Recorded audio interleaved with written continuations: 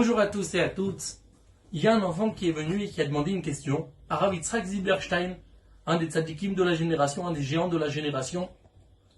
Il lui a demandé, Rabbi, dans la classe, ça peut arriver dans certaines classes que les enfants ils se mettent en groupe sur un enfant qui est un peu plus faible que les autres et qui, on sent que lui-même il n'est pas plus faible, mais les autres enfants pensent qu'il se trouve un peu plus faible ou il va pas comme ça, il va pas les dévorer.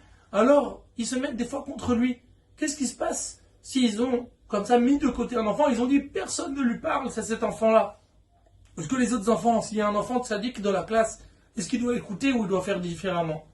Le Rav, pour répondre, il a raconté que à l'époque, dans un des Heiderim, dans un des Talmud et Torah, un endroit où on enseignait la Torah pour les enfants, qui s'appelait Etz Chaim, il y avait tous les enfants qui avaient 12 ans dans une certaine classe. Et voilà qu'il y avait un enfant qui s'appelait Chaim, qui était particulièrement doué et qui avait 10 ans. Et on l'a placé dans cette classe avec des enfants qui avaient 2 ans de plus que lui. Alors bien sûr, les enfants, je ne sais pas, mais ça s'est passé que les enfants qui étaient plus âgés que lui n'ont pas été tellement contents. Ils se sont sentis un petit peu vexés qu'on mette un enfant de 10 ans avec eux.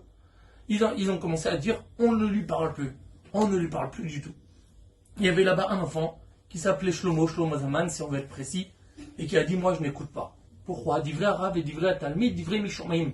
Quand le maître, il dit quelque chose, et l'élève, il dit quelque chose, on écoute le maître. Donc quand Hachem, il nous dit quelque chose, il nous dit de bien s'occuper de tout le monde, et que les enfants, ils nous disent différemment, j'écoute pas les enfants, et j'écouterai ce que Hachem, il dit.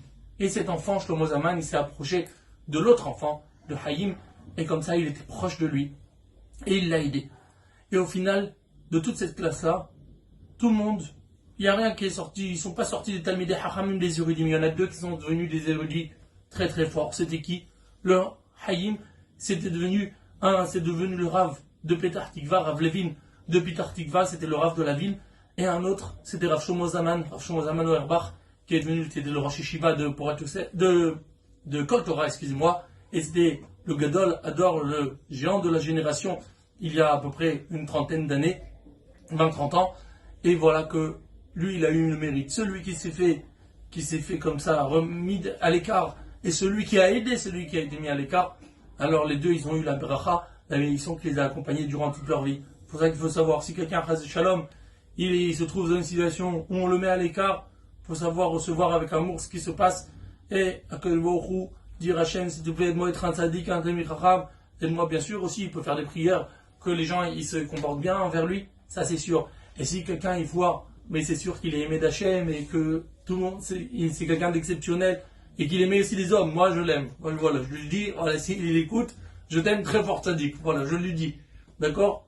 Mais si quelqu'un d'autre, il voit cette scène-là et il voit d'autres personnes qui agissent mal, qui prennent la sagesse qu'il a eu Rav Shlomo Zalman Auerbach et qu'il a s'occuper même envers contre tous les autres et dire, je reste avec celui qui est mis à l'écart parce que j'accepte pas comme ça qu'on agisse mal.